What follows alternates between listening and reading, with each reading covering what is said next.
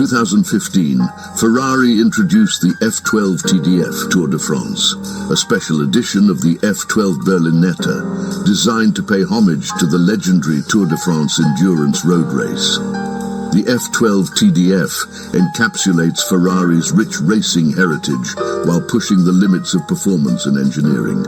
At the core of the Ferrari F12 TDF is a naturally aspirated 6.3-litre V12 engine, producing an astonishing 769 horsepower and 520 pound-feet of torque.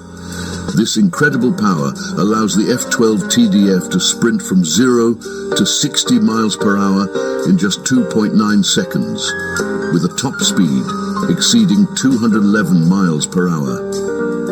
The engine is mated to a 7-speed dual-clutch automatic transmission, which provides lightning-fast gear changes and contributes to the